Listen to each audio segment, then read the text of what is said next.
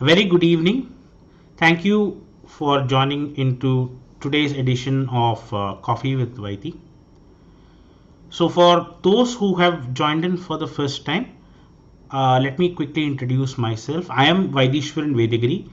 I am the founder and principal learning consultant at Vylearn, based out of Chennai. So today's session is happening from the hotel room, from my hotel room in Coimbatore. I am on travel throughout this month of August. So today I am talking to you from Coimbatore. The month of August is very special for me, especially this particular August, because August 2022 marks the first year of completion or the first anniversary of Vylearn. So it's a very special occasion for me, and I would like to thank all of you for being part of this wonderful journey. So coming to today's session on Coffee with Vythee, it's going to be a PowerPoint masterclass. So over this past, the reason why I selected PowerPoint Masterclass for this particular edition is because I have conducted a number of trainings over the past 1 year, and this is one topic that has been constantly requested of me, and I have conducted at least 4 or 5 different PowerPoint workshops, and it has been received very well, and a lot of repeat requests have come in as well. So that's the reason why I'm going to be talking about PowerPoint today. So PowerPoint is one of the most used and misused and oftentimes underused tools. So today what we will be doing is spending some time with PowerPoint, trying to understand what exactly PowerPoint has to offer to us, and how, as we have a number of people joining in right now, and I'm sure a lot of you are teachers, and we have some trainers, we have some students over here. So the objective really is to see how you can work with PowerPoint and make PowerPoint work for you in a manner that you are able to produce slides that are of very high professional quality and are instructionally sound. So you might have seen a lot of PowerPoint slides that look amazing, and at the same time, at the other end of the spectrum, there are a lot of PowerPoint slides that look absolutely boring. So what makes a PowerPoint slide exciting? What makes a PowerPoint slide attractive? What makes a PowerPoint slide boring? That is what we are going to see today, and I am going to give you some tips that if you implement those tips, you will be able to transform your slides to look much better, much more professional, and much more aesthetic. So that is the objective of today's session. And like I said, this is a special edition, so we will be here for a slightly longer period of time, which ensures that you will have sufficient time to ask your questions. So again, Coffee with Vythee is a very open forum. So if you have any questions, there is adequate time for you. Please feel free to voice your questions, and I'll be most happy to answer them for you. And one more thing, if time permits, I will also show you a couple of techniques that you can use in PowerPoint to make your slides look very interesting and very different. So that is the agenda for today. So without further ado, let's get started. So I'm going to go ahead and share my screen.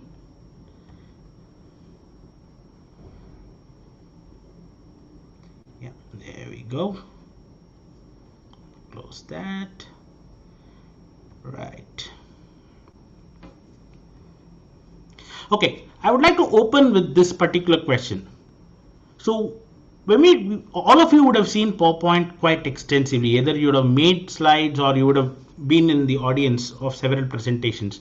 So I would like to understand from you, what are some of the things that you like about PowerPoint? You can either unmute yourself or you can post your responses in the chat window. Either way works. Communicate what you would like to tell to the audience through this every slide, PowerPoint. Okay, it's a very good tool for communication. Yes, that's correct. Good. Anything else? To be precise and the crisp, what do you want to tell instead of giving a history, big history. So you bring attention to that so that customer knows or participant knows what you would like to communicate in very point wise. Mm-hmm. So it's a very visual and a very precise tool for Yes, communication. Okay. this is it. Anything else? And you can connect the audios, videos wherever you would like to relate to this, so that Mm-hmm. it gets more appealable and remains in customers or audience mind forever. Yes, so it has multimedia, so that's a very attractive offering that's there. Yeah. Any other points from anyone else?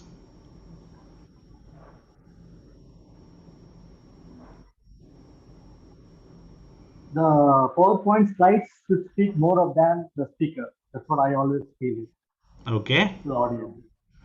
A picture speaks 1,000 words. Yeah. Okay. This is the easiest tool to convey or communicate. Mhm. Sure. Great. Those are some great points. So now we will. Now I have a converse question. What are some of the things that you hate about PowerPoint? Sometimes the PowerPoint slides will be run in numbers like 100, even though it can be done in 10.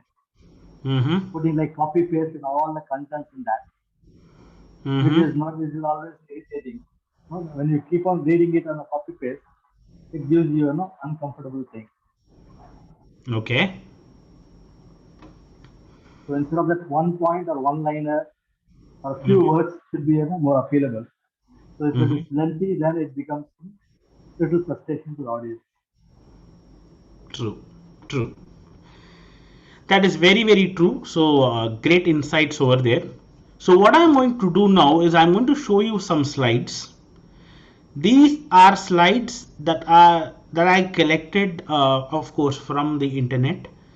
These slides, I will give you a little bit of background to show you how deep the problem is with regard to PowerPoint, because a lot of my clients, especially, come to me with the explicit purpose of making their PowerPoints look better. So I will show you some examples of how the situation is right now. So this is a slide that I got from a lecture. So this is Computer Science 101. This is the cover page of a lecture that's in the University of Virginia by this professor. So this is one example. So can you give me your initial impressions about this slide?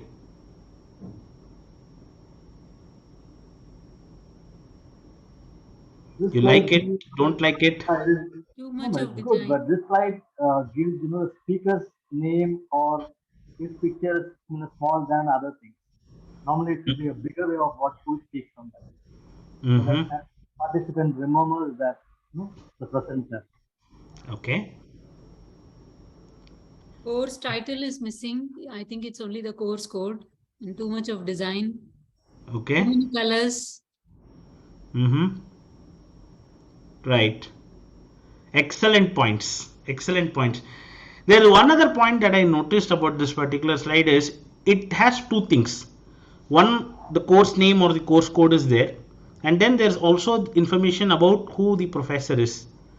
So typically when you look at slides, when you have to say one thing, you just say one thing. So each slide, when you conceive a slide, when you create a slide, when you design a slide, always ensure that your slide says has one single message for the audience. One slide, one message. Because oftentimes what happens is when you have multiple messages appearing on your slides, the messages compete with each other for your learners or your customers attention. So we don't want that to happen. We want our messaging to be as crystal clear for our audience as possible. So as much as possible, make sure that one slide communicates only one message. Because if it were me, of course, all the points that you said about this slide, I will be changing. And I will probably split the slide into two, just title on one slide and the speaker information on the other slide. So here's another slide. You won't believe where the slide came from. You first tell me about the slide, I'll tell you where the slide came from. What do you think about this slide?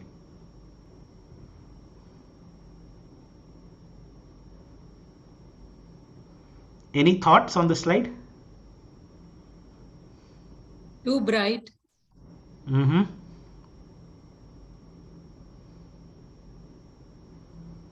Too bright, too illegible, too empty. Anything else?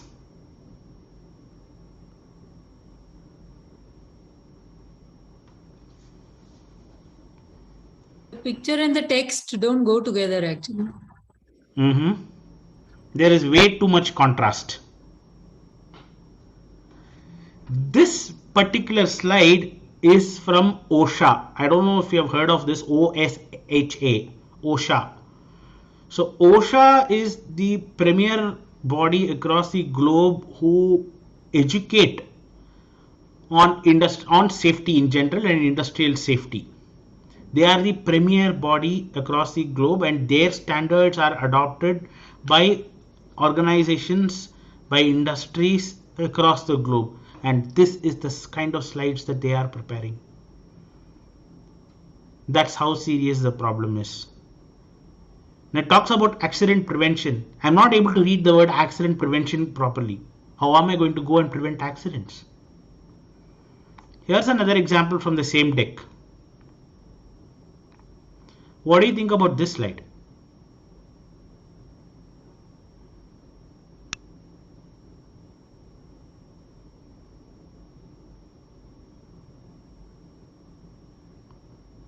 Any thoughts and comments on this slide?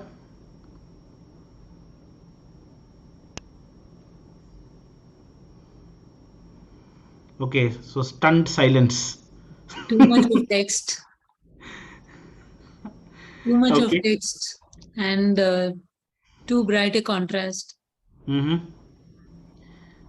or less content copy paste. It can be given as that, and only pictures should be enough, more than enough than the words here. Yeah. When I looked at this slide, the first thing that struck me was that headless guy. So the kind of connotations it gives, and this is from a premier organization. So this is how deep-rooted the problem is for bad slides. We don't talk out loud about bad slides. We just go, we just consume, we grumble, and we come out. And oftentimes we don't realize that we might ourselves be party to create such slides. So how to avoid creating those slides? How to convert these slides to be more aesthetic, to be more meaningful for your audience. That is what we are going to look today. And if time permits, towards the end, I will take one of these slides, you can pick one, and I will modify that slide based on all of the points that we are going to discuss right now.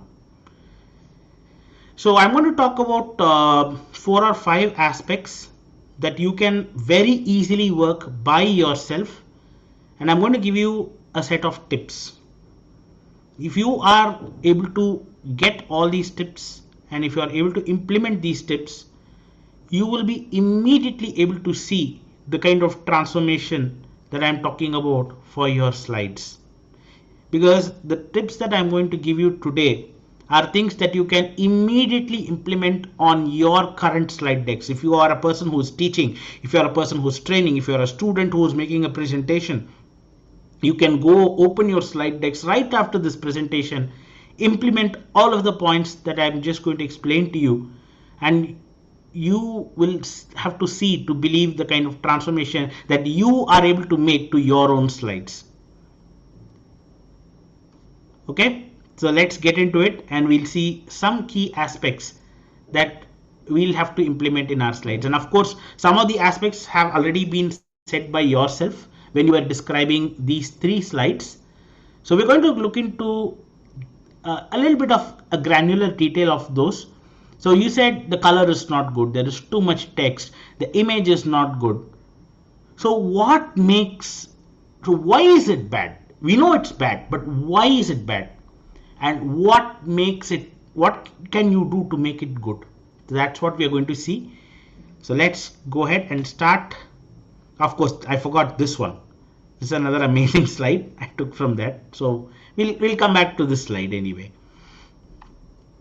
So the first aspect, like it was pointed out by all of you, is colors. Choosing colors, some people, I mean, you might think that it's an art, it's something that an artist only can do. You must need to have a color sense and all those kind of things. Well, yes, artists can definitely do a very good job in terms of selecting colors, but there are some very easy tips that you can implement, and if you implement it, you'll be able to really transform your slides from a color standpoint. So let's go have a look at it. So the first one is attention spectrum. So you're all familiar with this. This is the Vythee. So when you look at colors, each color has an impact on the level of attention it gets, it elicits from us, and the spectrum goes like this from left to right. So the more you shift to the right of the spectrum towards red, the more attention grabbing the colors are. So when you are creating slides, you'll have, if you want to highlight a particular area or a particular point, you will have to position the color aspect of it on this spectrum relative to the other colors in such a way that that item gets more attention. For example, let's say that we have something in blue, and you want to highlight some particular aspect and you show it in yellow. When you have blue and yellow, yellow pops up from blue. So it's as simple as that. So when you are creating slides and when you are placing objects on slides, make sure that you spend a little time on how the color of the object, and it doesn't apply only to the colors that you pick. For example, if it's a font or an icon that you're going to put, it doesn't restrict only to that. It also applies to photographic images. So let's say that you are creating a slide and you want to use a photographic image to really push your point. You'll have to select images in such a way that it grabs attention, and you'll have to decide whether you want to give weightage to the text or the image. And based on that, you will have to select the color of the image in such a way that you are able to get the learner's attention or your audience's attention to exactly where you want it to go. So this is the attention spectrum. And of course, there is a color wheel that you can do. So this is another question that comes to me. What color combinations can I use? So this is a very common question. It's very easy. There are different ways in which you can use colors. So I'm going to show about 4 or 5 different ways in which you can use colors. So this particular thing is called a color wheel. You can get an image of the color wheel from Google. It's very easy. You have to Google and you'll get this image. So the first way to identify colors is a good color combination is using complementary colors. So complementary colors are usually they go very well together. So all you have to do is just pick colors from the opposite ends. So when you combine colors from the opposite end, it delivers a very good level of contrast, and it's very attractive. When you use complementary colors, the visual appeal is usually very high. So if you want to create presentations or create a slide, or if the theme of your presentation needs to elicit very strong emotional responses from your audience, you can typically use complementary colors. It works really well. Analogous colors are, if you want to use a 3-color system for your presentation, you can go with analogous colors. So analogous colors are 3 colors together as a group. So as you can see here, there are 3 colors, 3 adjacent colors. So the purpose of analogous color scheme, we typically use that in formal presentations, because when you go with analogous colors, it gives you a sense of visual harmony. It is not very provocative. It's very what do you say? It's very poised. So if you are going to be presenting to an audience which is very refined, and if it is going to be a very a high level kind of a presentation, it's a good idea to go with analogous colors. It gives a very sedate and a very harmonious approach to your presentation. It also depends on the theme of your presentation. If harmony is something that you're looking for to elicit in your audience, you can go with analogous colors. Triadic is a little bit more exciting. So it is the three corners of the color wheel. So again, when it comes to triadic, one of the things that you need to remember is the weightage of each color. Okay, so triadic gives a sense of excitement, but the one thing that you need to remember is you need to decide on a dominant color and a secondary color. So a dominant color will be the main color of your presentation. The secondary color will be used to just add that excitement. It's like adding masala to your sabji. So your sabji, your vegetables is the main, but the masala that you add gives that flavor. So that is how you'll have to treat triadic colors. If you want to get a little bit more adventurous, you can go for tetradic 4-color scheme. So same way, you will need a primary color and you will have to go in for secondary colors that you will have to use appropriately and very judiciously, so that it gives a very kind of an exciting feel for your audience. Again, same with split complementary as well. So the difference between triadic and split complementary is the base of the triangle is a little shorter, which means that it's a mix of both harmony as well as excitement. So you have in this particular example, you have orange and purple with maroon, which is a little harmonious, but at the same time you have a green thrown in, which adds a little bit of excitement.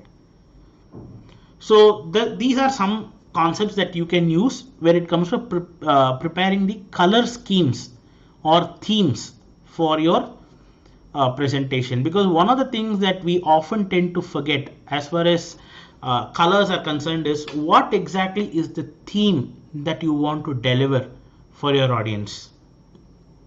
Is it like a presentation that you're going to make to your board of directors, or is it a presentation that you're going to make to your customers to make them buy something from you, or is it something that you want to create an awareness in the minds of your audience, or is it something that you want to motivate your audience and elicit a response and elicit an action from them? So depending on that, you will have to choose a color scheme that is most appropriate. Okay, so color has a very powerful emotional value, so make sure that you factor that in when you are designing your slide decks.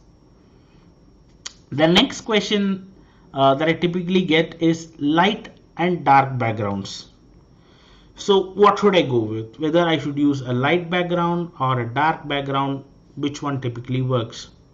So when you look at dark and light backgrounds, of course there are not, it's not a rule, but generally if you are going for formal presentations, you tend to lean towards darker backgrounds so that the contrast is much better.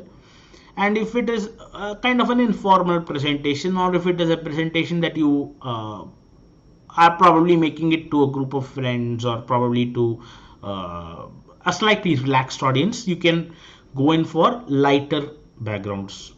Okay, and again, when it comes to dark backgrounds, we typically use that in kind of closed room setups.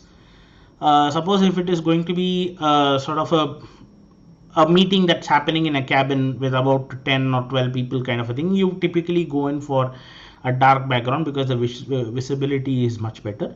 And if it is a larger audience, if it is a much bigger audience, you can go in for lighter backgrounds because the throw is definitely much better. So these are some guidelines that you can use to select whether you want a light or a dark background. But again, there are no hard set rules. These are general principles that we apply. And as far as Zoom meetings are concerned, I'm sure some of you will have this question. So you might say, I'm making all my presentations these days with Zoom. What do I use? So that again is entirely up to you, because from a visibility standpoint, every single member of your audience has the same level of visibility as you are. So as long as it is visibly comfortable for you, it should be comfortable for your audience. So that is as far as your background colors are concerned.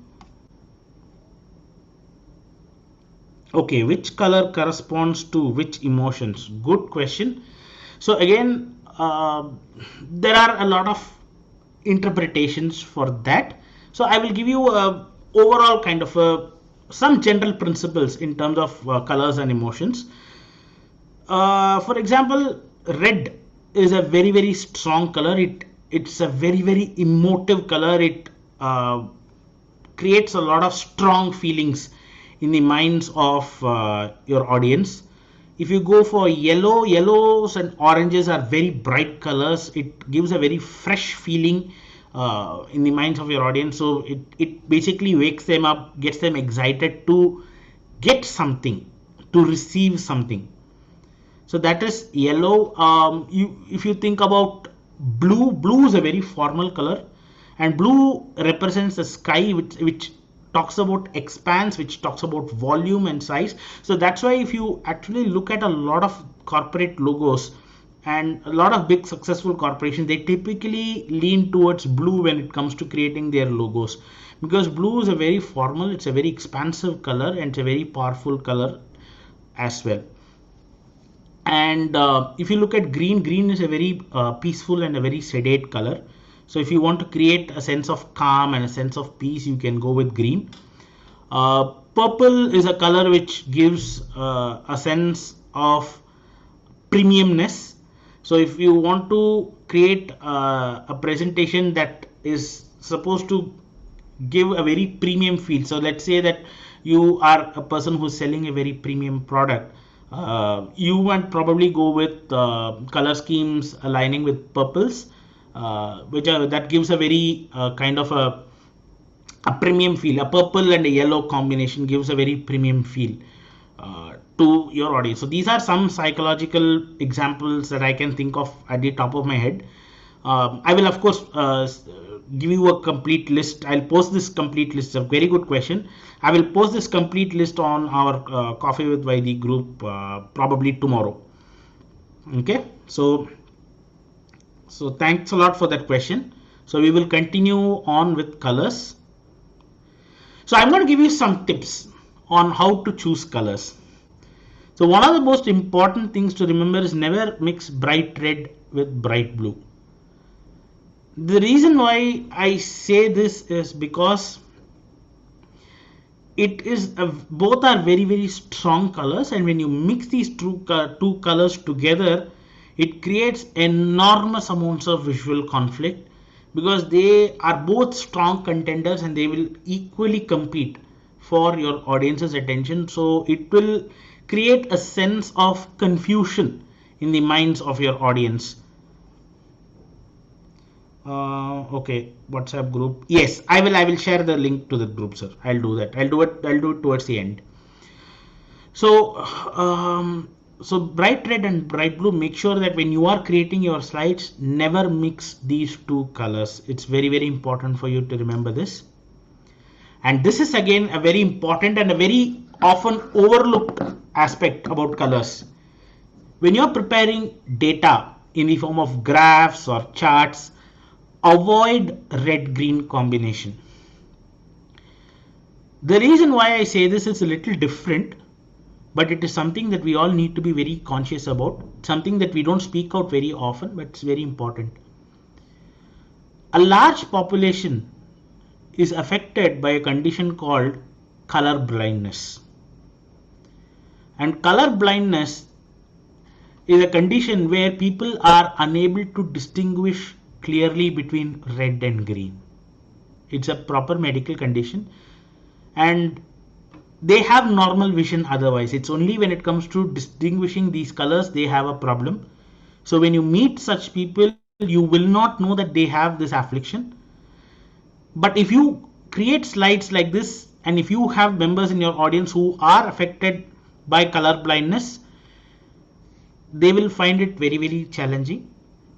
So we are now in a global village. We are making presentations for people from across the globe. So it is very, very important that we are sensitive to accessibility issues for our audience.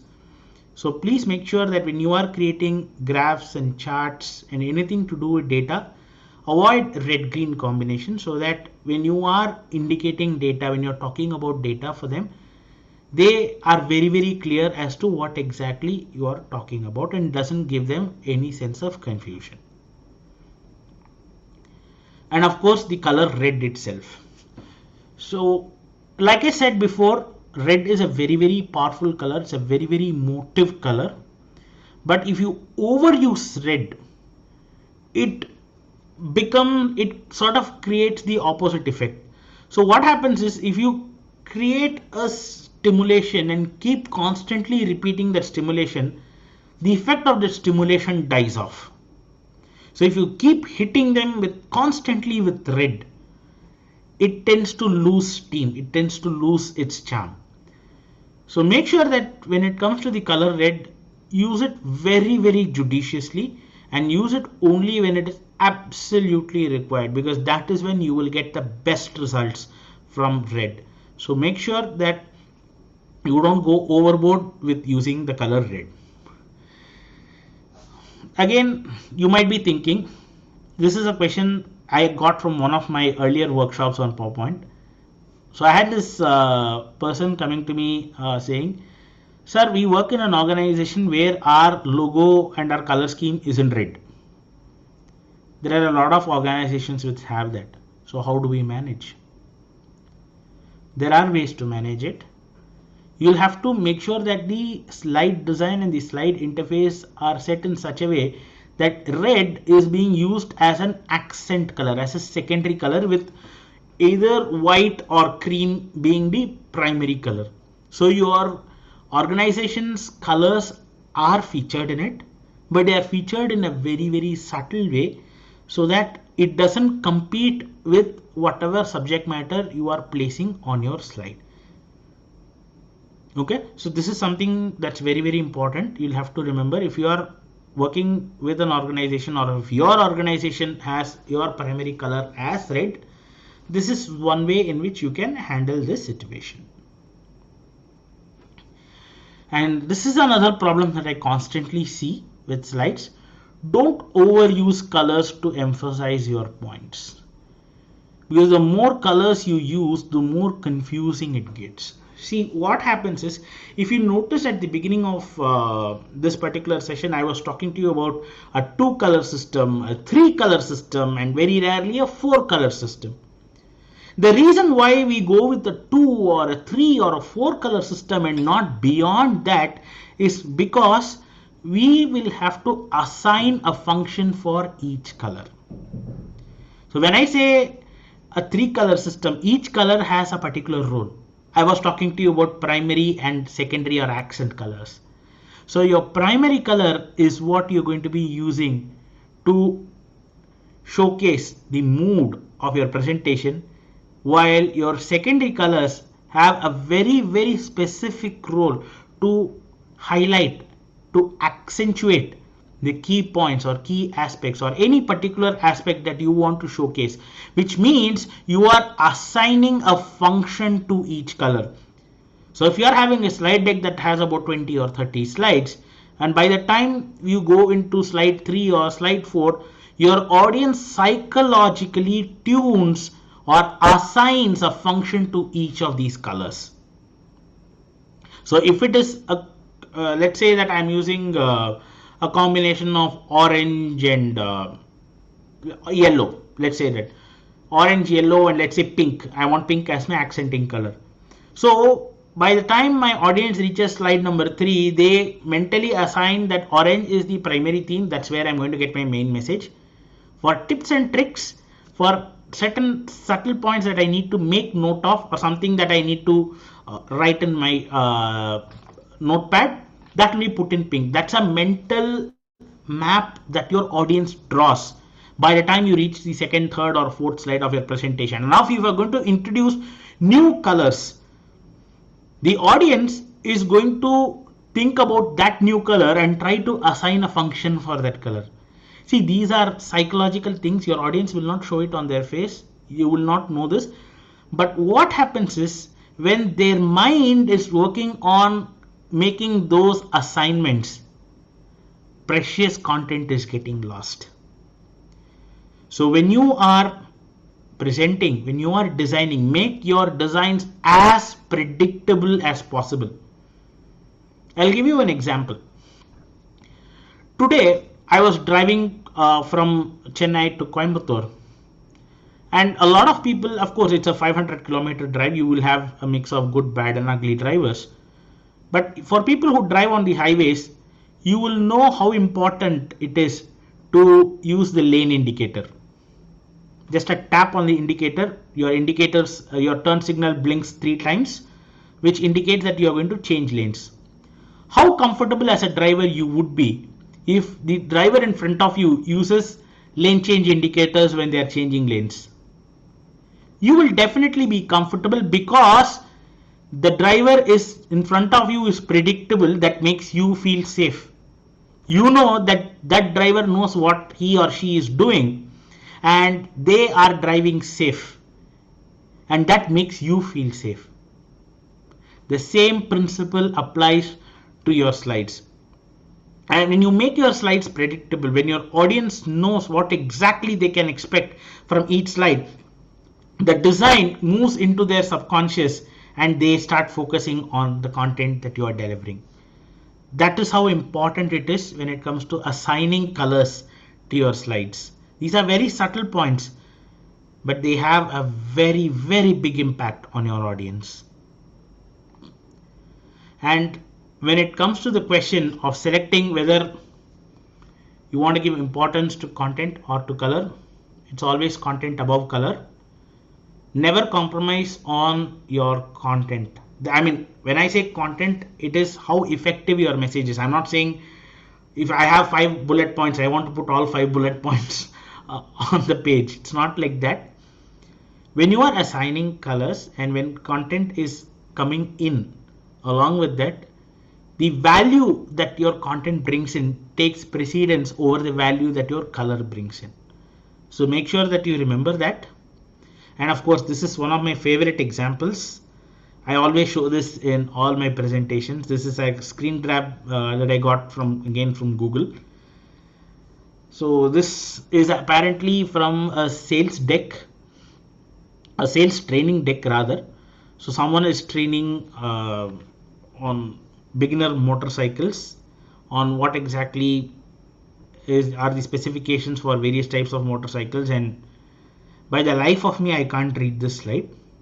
And of course this is another example. These are real slides, unfortunately. I mean, you can just go to Google and type bad slides and you will find all these characters pop up. So make sure that you don't create slides like this. You give importance to colors, you give importance to the color value and the weightage of color and the mood of color, so that your presentation looks that much more professional. So those are some of the points that I wanted to talk about colors. So this is all about only colors. So there are other aspects to presentations.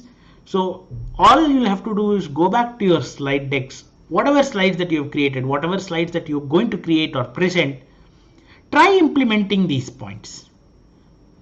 You will definitely see a visual difference in how your slides are looking and how your slides feel for you. We'll move to the next one, layouts. So we've talked about colors. So we need to talk about how to place objects on a slide. Where should I place what? So we typically have text and images on slide. Should I have to put the text on the left, image on the right, image on the left, text to the right? Should I have to go with the top to bottom approach? Where do I put what? That's what we're going to try and answer right now. So who's this? Can anyone recognize this character for me?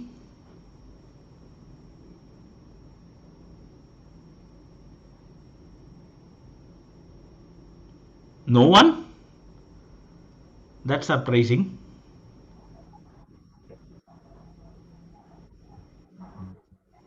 Okay, so I can hear some. Underwater fish. It's an underwater fish, but this is a very special fish. It has been featured. Yes, it's Dory. Very good. Danesh sir, thank you. It is, of course, Dory. So Dory is a fish which is featured in the movie called Finding Nemo. It's a very famous movie. And Dory is a kind of a person who is always forgetful, who forgets things very, very often. You have to tell something to Dory, 5 seconds out, she forgets what you've just said.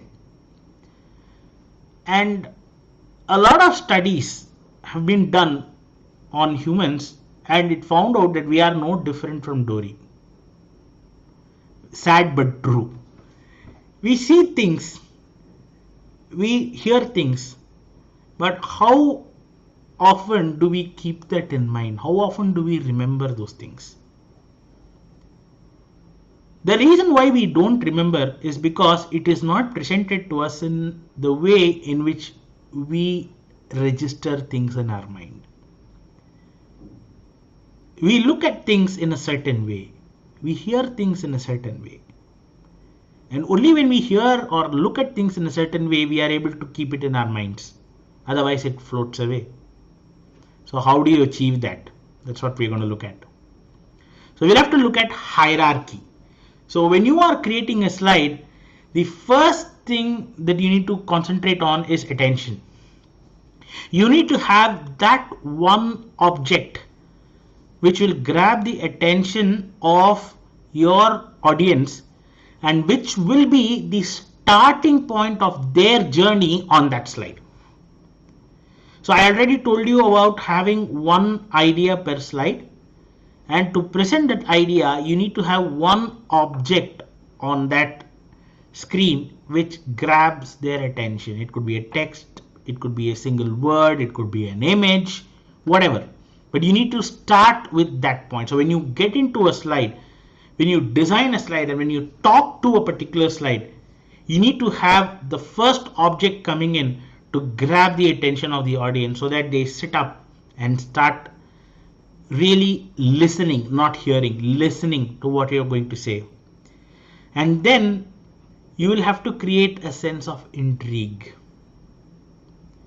What exactly is it? So you've gathered my attention. Now you have to sustain my attention. How do you sustain attention? By instilling curiosity. You throw some questions.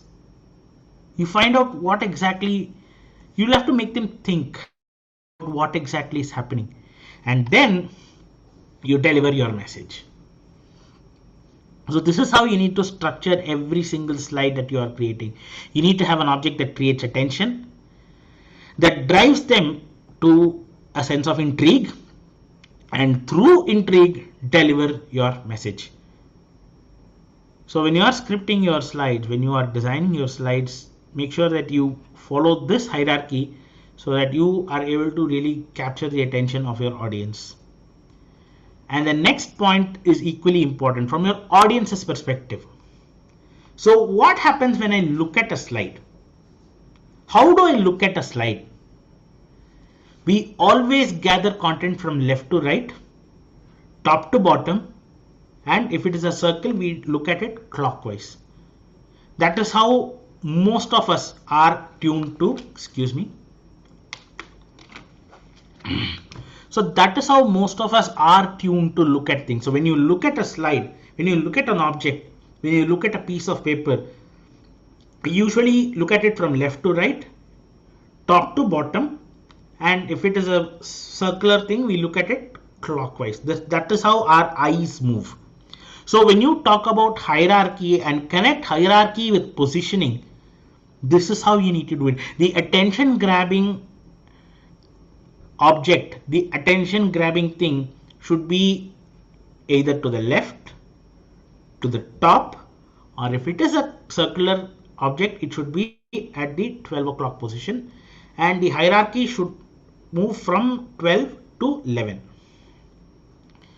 So that is how we perceive things. That is how the human eye looks at slides. So when you are placing objects on your slides, make sure that you follow this particular positioning and tie it up to hierarchy so that your slides become very, very impactful. And the next one is alignment. This is again something that's very, very critical. Using guides and rules. So how many of you know what are guides and rules in PowerPoint? Rulers.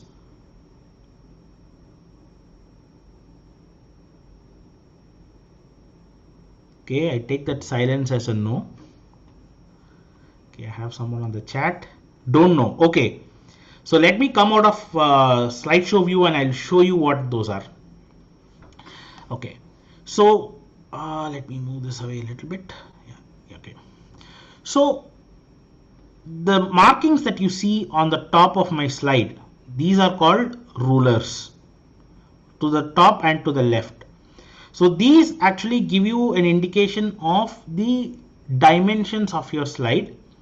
And if you go to the view tab, the ruler is actually turned on in mine. So if you don't have this, it will actually be turned off. So if you have to go to the view tab and turn on rulers and guides. So the rulers and guides, what will help you is it will give you a breakdown of your slide. So when I turn on my rulers and guides, I have got my slide broken down into 4 quadrants for me. Now if you look at this particular slide, for example, I have the title on the top left and the guides and rules is exactly aligned to the center line. It cuts across the center line of the slide. So when I'm presenting this, you will first look at the title and then look at this text, and that's exactly the order in which I want you to look at it. So if you want to add another object, you can add your tertiary object probably over here like this. So the way it moves is when you use guides and rules. So what is the purpose? The purpose of guides and rules is to make sure that you are creating visual symmetry for your audience. You are spacing out objects evenly. Because when you don't have guides and rules, if you have turned this off, you will be just arbitrarily placing things, and if you feel it looks good to you and you continue. But if you switch on your rulers and guides and you place objects in relation to each other, in relation to the guidelines of the slide, these 2 lines, you will achieve visual symmetry, and that has a psychological effect on your audience. Now, the objects in your slides are symmetrical. It gives them a sense of mental calmness. It calms down your audience, because when we see something that is symmetric, something that is well arranged, we feel relaxed. And when we feel relaxed, we are open to learning. Now, if the objects are placed haphazardly on your slide, you will be distracted by it, by the haphazard nature of objects being thrown randomly on slides, and that takes away a portion of the energy that you could have actually used to learn from that slide. So when you are placing objects on your slide, make sure that you always have your guides and rulers turned on, so that you are able to place objects symmetrically at a proper distance from each other. Because when you are placing objects, PowerPoint automatically shows you if they are equidistant. I'll show you an example here. So let's say I'm taking a shape here. Let's say I want a square. I'm placing a square over here like this. So when I move this, you can see a red line appearing. So the red line means that this is at equidistant as far as these 2 quadrants on the right are concerned. So it is having a proper distance from top and bottom, and it's at the exact center of this quadrant. So when you place objects like this, so when you move this away, you won't see that line. When you place it here, you see that red line going across this blue square. Yeah. So this means that it is properly aligned. So when you are placing objects, you will have to look for these kind of things. So when you are consciously making arrangements like this and you're placing objects like this, your slides, apart from helping your audience learn better, will also start looking better from an aesthetic standpoint. The slides itself will start looking better. It's a very it's kind of an aha moment. You'll have to experience this to really feel that aha moment for yourself, because when you start doing this, you will understand that preparing slides is actually not that complicated an affair at all. With just a few pointers, you can make brilliant slides by yourself. So this is how your rulers and guides work. So we'll go back to the presentation mode. The next one is contrast. So again, when it comes to placing objects on screen, you will have to create visual contrast so that your audience is able to understand the sequence or understand the logic of why these objects are placed the way in which they are placed. So like I said, objects that you place on the screen are going to compete with each other to gain the attention of your learners, of your audience. So you'll have to make it as explicit as possible for them, so that your audience is not scratching their heads to find out which is more important than the other. It is explicitly shown to them.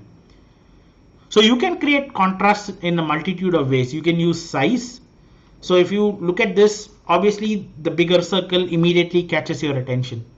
So when you're placing objects, let's say you're placing 4 different objects on the screen, make one of them bigger. Make the one that you want your audience to look at bigger. Your audience's eyes will immediately focus on the larger object. You can create differentiation based on shape, on shade. So here my eyes immediately go to the one that's brighter compared to the duller ones. So again, all of this you can use when you are presenting data, when you're presenting analytics, when you're presenting critical information. You can use all these techniques to make things stand out very, very well. You can differentiate using color, and of course proximity. Proximity is a very, very powerful tool in PowerPoint, because when you group things together and when you separate things together, your audience immediately grabs what exactly the message you're trying to convey. It is completely implicit. You will have to, they just get it. It just so happens. So proximity is a very, very powerful tool when it comes to placing objects on screen, so that the positioning conveys meaning to your audience. Okay. And now we will move to images. So we've seen a lot about positioning of objects. We've seen a little bit of at an abstract level. So now we will get into a little bit of a tangible level, where we are going to talk about images. And of course, there are no presentations literally without using images. And we have seen a lot of good and bad examples where images are just not used properly. So we'll learn how to use it properly today. So when it comes to images, the first thing is alignment. So always make sure that when you are aligning images with text, you use your rulers and guides, and always make sure that the image is set in relation to the text as far as the dimensions are concerned. Okay, so suppose if your focus should be on the image rather than the text, you will have to make the image slightly larger and align it in such a way that the eyes look at the image first and the text acts as an adjunct or as a support. And of course, orientation of the image, it's very, very critical. When it comes to orientation of the image, of course, we will have to decide on how we want to represent the image on the slide, whether we want to show it straight or whether we want to orient it vertically or horizontally, depending on the situation of the image. But all you need to ensure that when you are changing the orientation of the image, always look out to see if there is any text that is embedded on the image. Because sometimes what happens is we use images that have text embedded in them. For example, let's say that there is a quote along with the photograph of the author or something to that effect. So when you change the orientation of an image, you'll have to make sure that the readability doesn't get affected in that, or the meaning of the image doesn't get lost.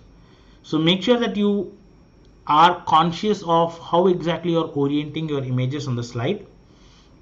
And most important, consistency. This is something that is very, very close to my heart, and something that we often tend to forget when it comes to looking at your slides from a big picture standpoint. See, what happens is when you select images for your presentation, oftentimes what we do is we look at some photographs. Some photographs really gel well, we use that. Then we do some more Google search, we find some icons that really look, or some hand drawn kind of a thing that looks good. We try to implement that into our presentation. But what that creates is a sense of imbalance. So ideally, it will be good if you can either stick to either a photographic approach for your presentations, or a hand-drawn or an image or an illustration based approach to your presentation. So you might ask if this is an absolute rule. No, it is not an absolute rule. You can add images in slides which have predominantly photos, but that is on a case-by-case basis. If it is absolutely imperative to show a hand-drawn image or a graphic, you can do that. But if you are creating a presentation deck predominantly with photographs, see that you can use photographs throughout the presentation rather than shifting between photographs and illustrations. Because again, from a visual standpoint, if you are visually consistent, it gives the audience a sense of relaxation, and they are confident. It makes your presentation predictable, and they are more open to learning. And negative space. So negative space is essentially the amount of space that you leave around your slides. So when it comes to negative space, please have some negative space, because if you clutter it with too much of text and multiple images, because one of the things that typically kills negative space is use of multiple images, because we often tend to think that, okay, so I need to show 2 or 3 images that illustrates my point.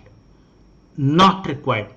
You find one single image that illustrates your point and stick with it. The way in which you communicate, the way in which you articulate your message is more than enough, because your image is only a scaffold for your message. So you don't have to have multiple images, because what typically happens is there are 2 problems that will typically happen. Okay. So there are 2 things that are typically happening here. One, if you look at negative space, if you have too many pictures, one, it creates a sense of clutter on the screen, and that is very distracting. Point number 1. And number 2, when you have multiple images, see, when you compare text and images, images are much more powerful compared to text, because it gives an instantaneous visual signal. And if you have multiple signals, the audience might perceive one image different from the other. So if you need to make your message stay consistent, make sure that you reduce the number of images. I mean, stick to just 1 image or maximum 2, don't go beyond that, because you need to create a negative space so that there is some breathing space on the slide, and it gives a airy feeling for your audience that it is not overwhelming for them. So negative space is very, very critical. And again, this is something that I've told in my workshops several times. I still find a lot of presentations that use clip art. Clip art went extinct when I was in college. So that's many moons ago. So please don't use clipart. Clipart is all gone, done and dusted. Today's design trend is using photographs and flat images. So please go and use photographs over clipart. If you find your stick figures or you find some cartoon character making funny poses, please remove all of them from your decks. It is not professional and by no stretch it is funny. So please remove them from your slides so that it looks much more professional and much more aesthetic. And of course, choosing the right image is very critical. And one of the things that again I find is people going to Google and getting low resolution images. So when you have low resolution images, or when you look at images that have watermark on them, it reflects very poorly on you. As a presenter, it gives the feeling that you are a person who lacks imagination, and it doesn't really convey that you are a serious person. It doesn't show you as a person who is offering premium content to them. So where do I go? Where do I go and get these images, you might ask? There are sources, of course, there are both free and paid sources, but today there is a plethora of free sources that are available from where you can get amazing images. If you are a person who is using Office 365, PowerPoint 365 in itself has a very large library of stock images. All of them are free. They are all of very high resolution. You can use them. Or if you don't have Office 365 and you're still looking for good quality images, there is a site called unsplash.com. Let me put that on the chat quickly.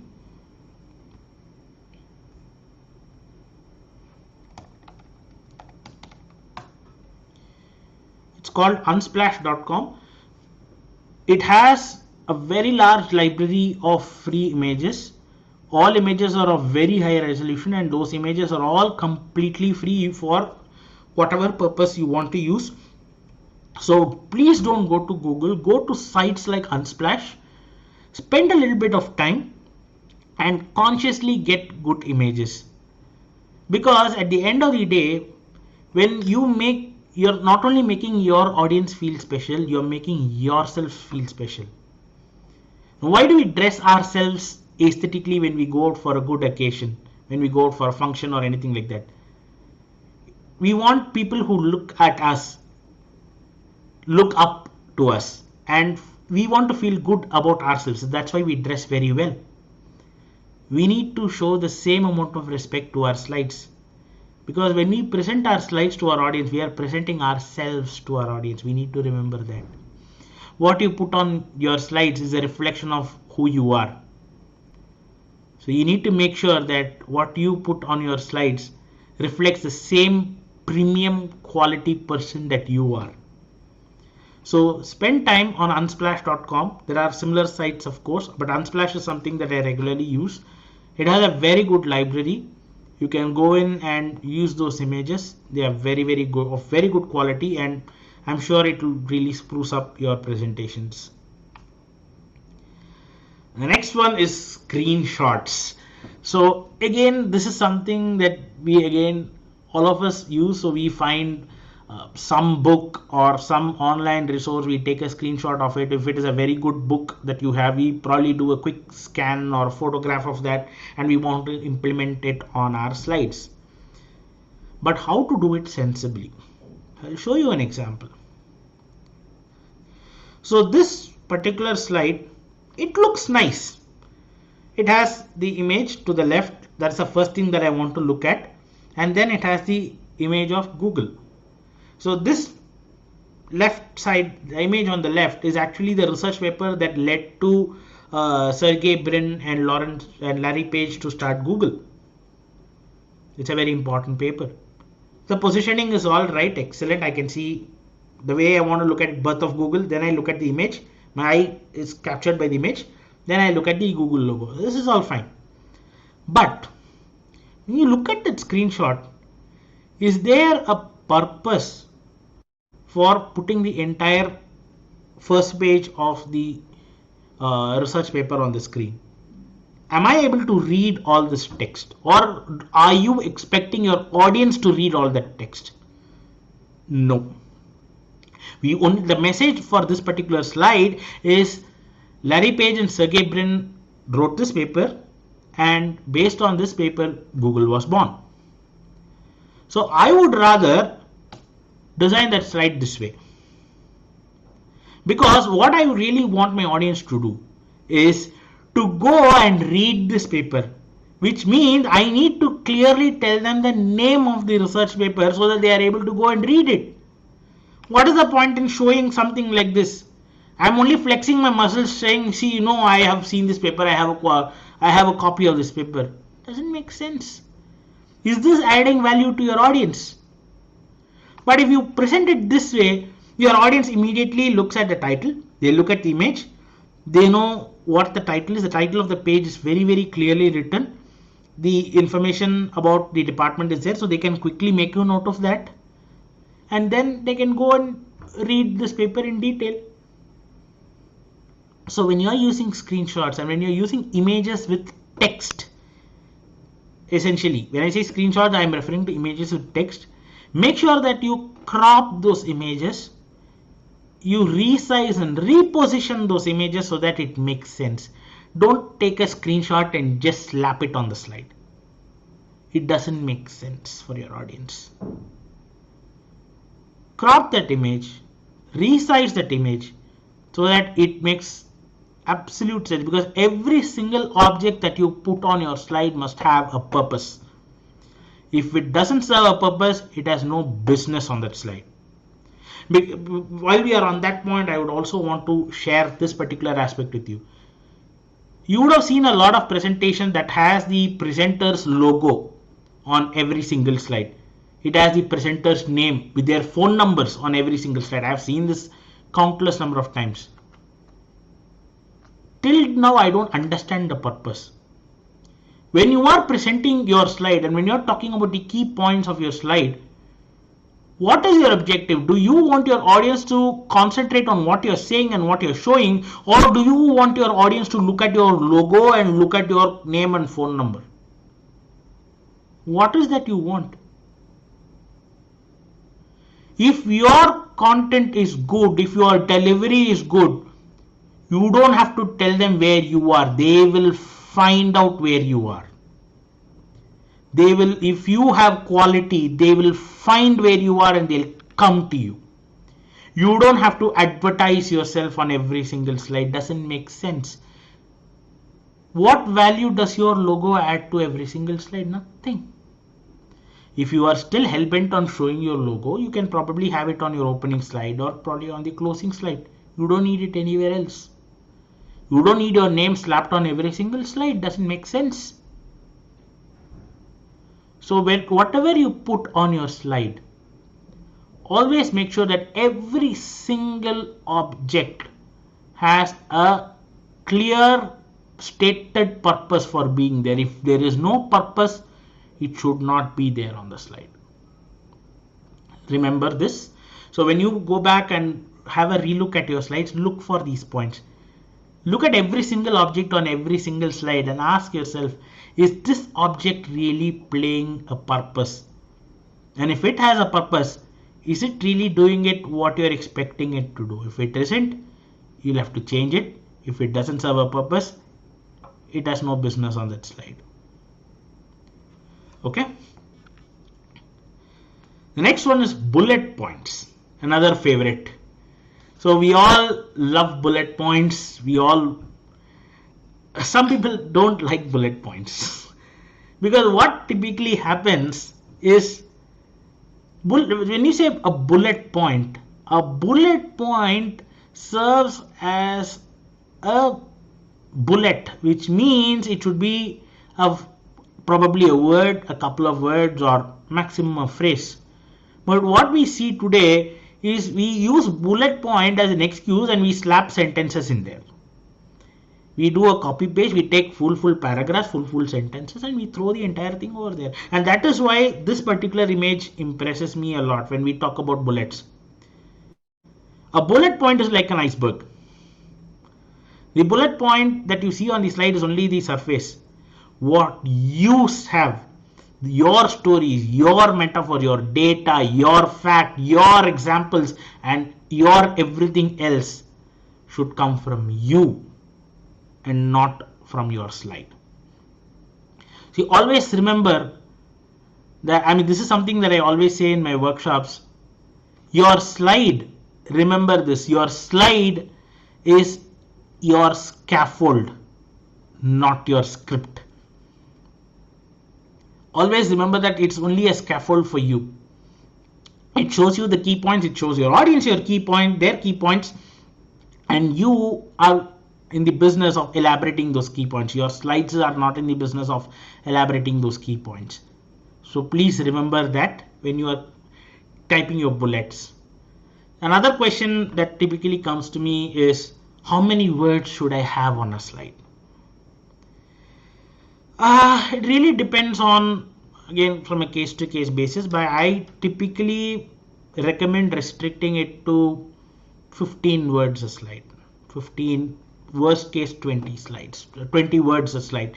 Please don't go beyond that, because if it goes beyond that, then it's not a slide. So remember this.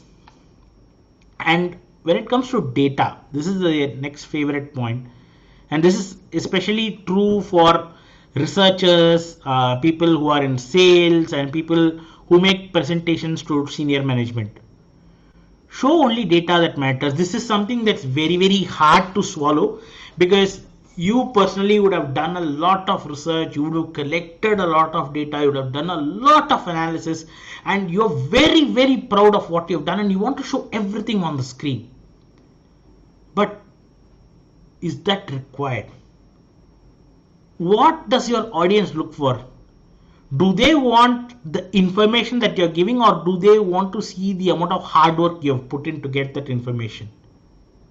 The answer is obvious. They only want what they need. If you're going to show a slide like this, and you're going to explain all this data and the key points that you've done, they are going to be immediately put off. Okay, you've done a lot of data, looks very fancy, but visually it doesn't make sense. Whereas if I take this data and show it like this, and then talk to the slide, it's a whole different ball game, because my audience only wants this. This is the information that they're looking for. Or if you don't want to show graphs like this and you want to just show text, show something like this. This is what my audience wants. What you have done is for you. You can probably talk to it. You can say, okay, I've done my research for the last 6 months. I collected so much of information. I interviewed so many people and all of that. But ultimately, it boils down to this. This is what your audience is looking for. So when you're presenting data, please distill what your audience wants and show them only that. You can substantiate it with whatever you want to say, but on your slide, show them only what they want. Okay. Now fonts, another favorite. So when I talk about fonts, I typically get asked, what fonts should I use? How many fonts should I use? Is this font okay? So we're going to look at fonts in detail right now. So the first point that I want to talk about, and something that people don't really focus on, is the difference between a serif font and a sans serif font.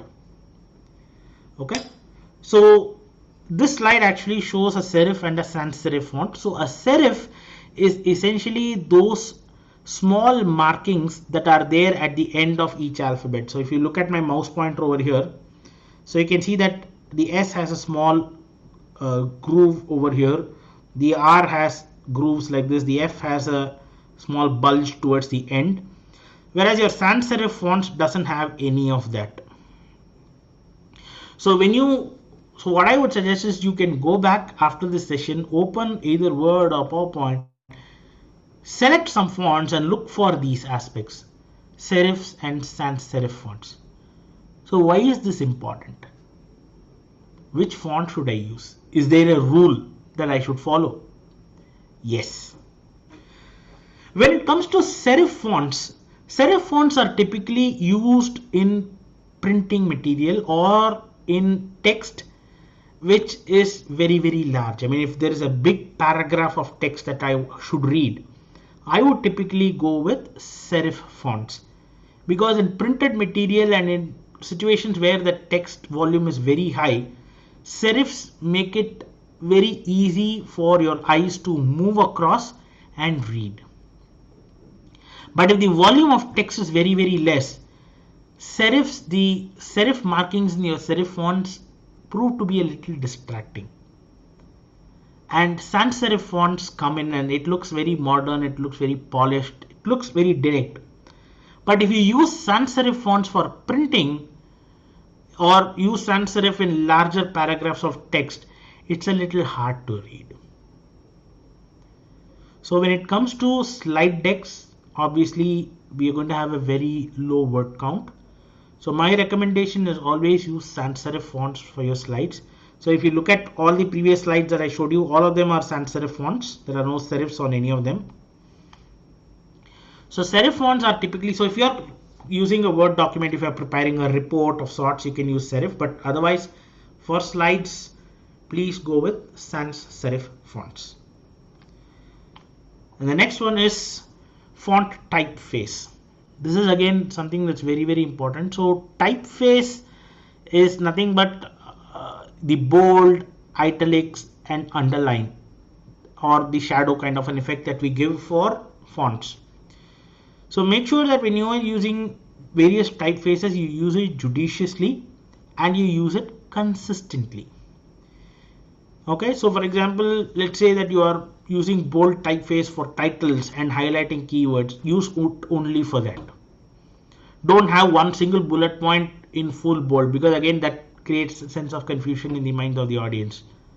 Because if you show a lot of text in bold, it sort of makes them agitated and say, okay, this is very important, and it creates a sense of uneasiness for them. Just highlight the keywords in bold, or if you want to italize, if you want to use italics and you want to use underline, make sure that you use it very, very judiciously so that it retains its purpose and delivers on its purpose.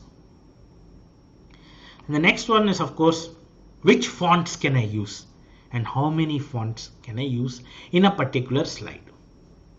Okay, so as far as fonts are concerned, like I said, any sans serif font is good for your presentations. So you can go through the list of fonts that you have installed and you can use one of those. And as far as the number of different fonts that go, I would typically, if it is possible to use a single font, fine. But if you want to use multiple fonts, you can use up to 2 fonts. Under rare circumstances, you can use 3, but please don't go beyond 3, because if you go beyond 3, the same logic of assigning functions applies to fonts as well. Because when you're using different fonts, our mind assigns a particular role to a particular font.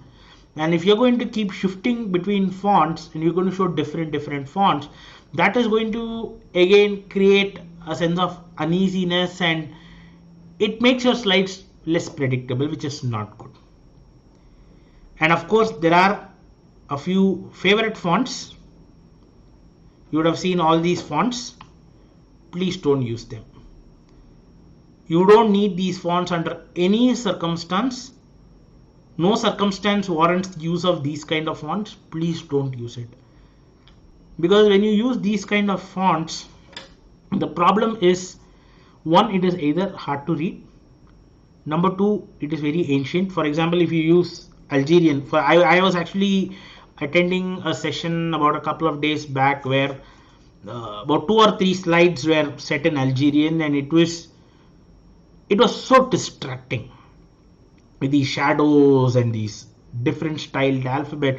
It was so hard to read, and these kind of fancy fonts don't really serve any purpose. The reason why these kind of fonts are actually there in PowerPoint is PowerPoint can also be used to create invites or posters or something fancy. For that you can probably use fonts like this. But if you are making a formal presentation, please avoid fonts like these. Go with simple, safe fonts so that your presentation looks premium and it looks aesthetics. It will not look boring, because one of the complaints, one of the issues that actually one of my participants raised was, I use Arial, isn't it boring? It need not be boring. If what you put on your slide makes sense, it will not be boring for your audience. If you use the right colors, if you use the right messaging, it will absolutely make sense to your audience. They will want to see what you have, and they will not be bored just by the fact that you are using Arial or Calibri. So don't get fretted with those kind of things. Use simple fonts, use sans serif fonts, keep it simple, and your presentations will go very, very well. So there are a couple of resources that are available for selection of fonts. So if you're not really sure and if you want to create something different, there are a couple of resources. Let me quickly demonstrate those resources for you. So this is a resource called type.io. So here it gives you a lot of different combinations and it puts it on slide so that you actually know how it looks like. So you can see that there are a lot of different examples over here, and the font information is given here. So you can click this font, you can go to that website and you can download these fonts. Okay, so suppose if you are not able to find a particular font on any of these websites, you can go to Google Fonts. It's a very big repository of fonts. It's fonts.google.com. It's a massive repository of very, very different fonts. On all probability, you might find a lot of those fonts over here, and all Google fonts are free. So you can just go and search for the font of your choice and you can download that font and use it. All these fonts are free. So this is a great resource for fonts. And fontjoy.com is another interesting resource. So this actually helps you pair different fonts for articles. So here you can define the level of contrast you want. So let's say that I want very high contrast between two different fonts. I just have to click generate. It creates high contrast. And if you want to create very similar fonts, you can do that. So these fonts look very similar. Or if you want a balanced approach, you can keep generating. It will give you a lot of combinations. And if you find one particular font that you like, so let's say that this font is called Martel for the title and I really like it, I can lock this. So Martel will not change. The next time I hit generate, Martel will not change. The system will look for fonts aligning with Martel and it will give me possibilities like so. So this is a very good resource that you can use for selecting fonts. If you are a person who still doesn't want to go with Arial and Calibri and you really want to create something visually interesting, these are a couple of very good resources that you can use. These resources are again all free. You can go and play as much as you want and take a resource of your choice. And finally, before I close, I have a small gift for you. So I have prepared a document which has all of the keyboard shortcut, not at least most of the important keyboard shortcuts in PowerPoint. So you can scan this QR code. If you have your phone with you, you can scan this QR code and download it.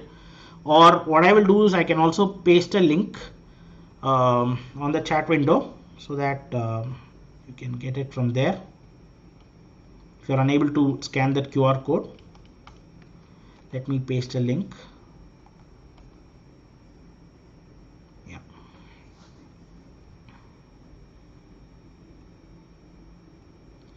Okay, so that brings me to the end of today's presentation. So I would like to now open the floor for questions.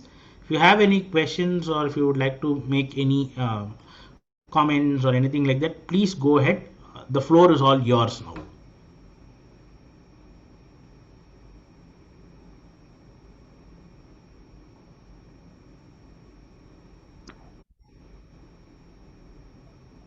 It was a nice session, Vythee, Thank you. Thank and you. it was very interesting too. Mm-hmm. And maybe the next 2-3 coffee clubs with the coffee with Vythee should be little extension of this PPT will be much more interesting and useful, at least for me. Yes, The color absolutely. font, like this, rulers. There are many features also in that, which will give you, little more about in-depth in PPT, which will help us. You Sure. can you please? Absolutely. In fact, next session I'm going to talk about a very interesting tool. So we talked a little bit about colors today. There is actually an online tool that you can use to really work on the color schemes for your presentation. You can work on the a mixture of how to select foregrounds, how to select backgrounds, how to balance. I talked about all these triadic, tetradic, complementary, analogous, and all that. So how to you can actually go play with those tools and select a color palette for yourself. So it's a beautiful tool. I will probably talk about that in my next Coffee with Vythee series. It's a very interesting tool. So we can probably do that. Let me make a note of that. So, thank you so much. Yeah, we will definitely talk about that. So how to change colors after choosing a theme in PowerPoint? That's a good question. So let me open PowerPoint quickly. See, when you talk about uh, changing colors, it's again going back to how you define your theme. So you can either use the custom themes that are available, I mean the ready-made themes that are available in PowerPoint, or you can create a template for yourself. So you all you'll have to do is go into your slide master, define the elements over there, define the color schemes over there, and that's it. You will have a fresh scheme and a fresh template, and every time you create a slide deck you can draw from the template and use it. So that's how you change colors in PowerPoint. And next question is how to use Power BI dashboards on slides. So Power BI dashboards, I've not used it extensively, but from what I know is you can embed those dashboards on slides. So whatever analytics that you get from Power BI, you can embed those graphs and things directly on your slide. So it's just a matter of taking the embed information from Power BI and putting it on PowerPoint.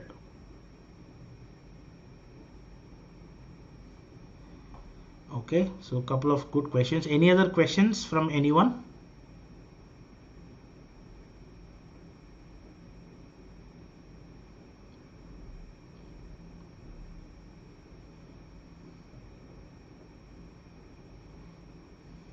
Okay. If there are no more questions, I guess we will probably close for today's session. And if you have any questions after this session, you can drop a message on the group and I'll be most happy to answer them. And as always, the session is recorded and I will try to share the recording by tomorrow morning because I'm in a hotel and the bandwidth is not exactly the best.